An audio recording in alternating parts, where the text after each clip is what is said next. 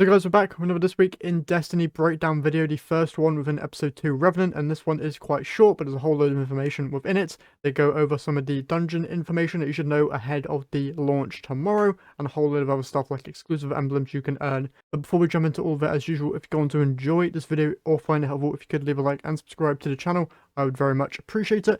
And with it all being said, let's jump into the first thing here, which is Bungie Foundation Hurricane Relief Campaign.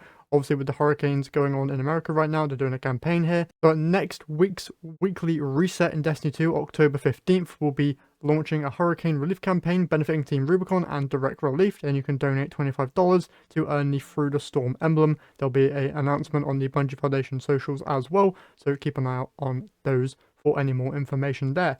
Then they talk about the Revenant launch trailer which launched, as well as the Vespers Host trailer which dropped yesterday. A very interesting trailer that I definitely going to recommend you guys take a look at if you're interested in the dungeon.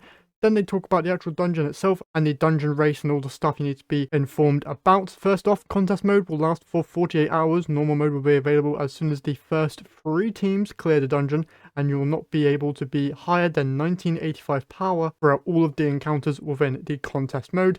Entry requirements: assemble a fire team of 3 players and start the Vespers Host dungeon in contest mode from the planet system map.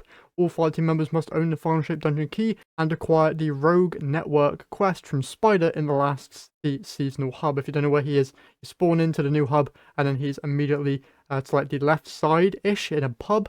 Just go there and you'll find Spider sitting there, and there'll be a quest waiting for you when the dungeon goes live tomorrow. Completion criteria includes: once the final encounter is complete, the fire team must loot the final chest, or their finish may not be recorded. A team's official finish will be recorded when they loot the final chest. And at least one member of the fire team must have completed and received loot from every encounter, and it must have been their first time completing the activity for all members of the fire team. Alongside that, they also talk about the disabled item list, which will be revealed no later than an hour before the dungeon's launch.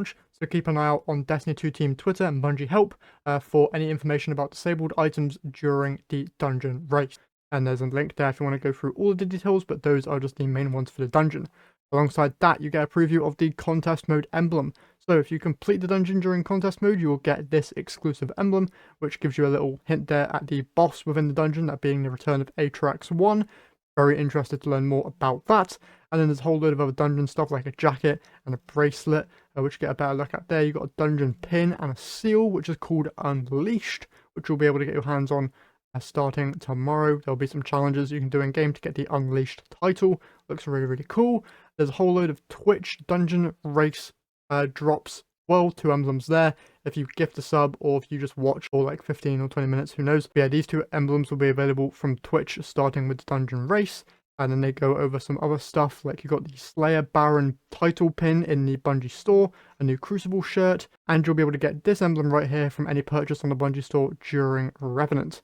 Alongside that, there's Vespers Host speedrun competition going on with these creators, and a bargain bingo going on as well with these list of creators. And then they end off here with some 4K Revenant wallpapers for anybody interested. And that's basically it for the first TWID within episode 2. Whole load of information about the dungeon and some other stuff there as well. If you want to read all this for yourself, you can find a link to it in the description. But that's it from me here today. So hope you guys enjoyed, and I'll catch you guys in the next one.